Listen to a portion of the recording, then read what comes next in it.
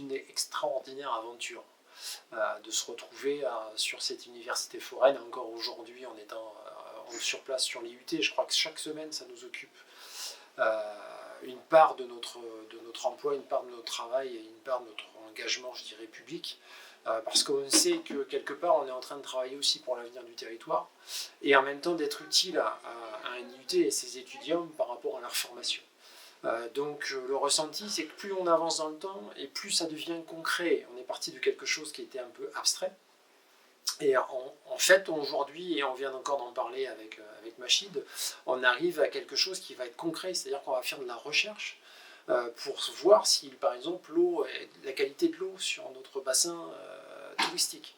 Donc ça, on est dans du concret. On vient de parler de tout ce qui était rencontre avec le monde professionnel et le monde des artisans, des entrepreneurs, des commerçants qui vont avoir lieu le jour des entrepreneurs qu'on va organiser le 3 novembre prochain, où l'université foraine sera là. Et en même temps, c'est la potentialité d'avoir des stagiaires qui soient intégrés dans les entreprises de notre territoire et qui donnent là aussi du concret.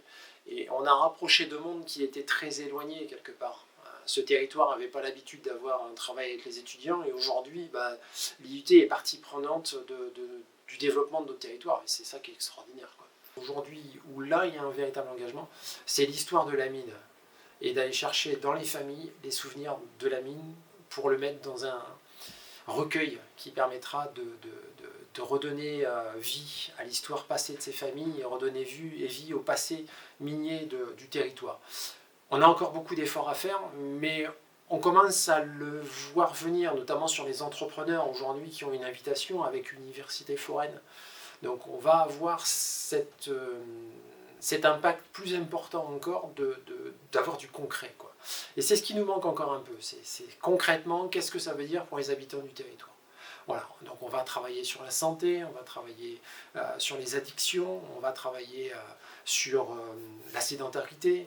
Et justement, ces actions-là, au fur et à mesure du temps, on va montrer l'utilité aux personnes habitant sur le territoire des universités foraines.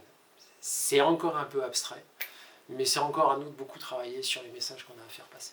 Si toutefois le projet est retenu, là ça va être concrètement de retourner vers le conseil communautaire, de dire ce qui a été retenu et de décider les grands axes de travail cette année pour déterminer une politique sur le territoire sur les 3 prochaines années, parce qu'il ne faut pas oublier qu'on est sur 3 ans sur cette université foraine et qu'à un moment on va avoir cet intérêt de travailler sur un long terme avec vous, avec l'université, et il va falloir qu'on détermine les axes.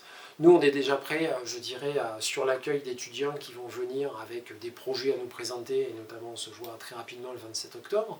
On reparle d'une autre date, le 3 novembre, c'est la soirée des entrepreneurs. On parle de jury le 18 novembre.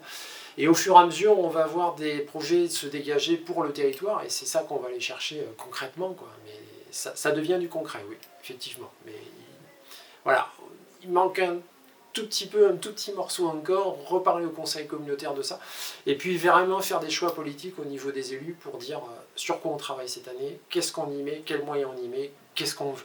Voilà. C'est ça qu'on est en train de toucher concrètement, et je pense que d'ici décembre, on aura déjà beaucoup de réponses.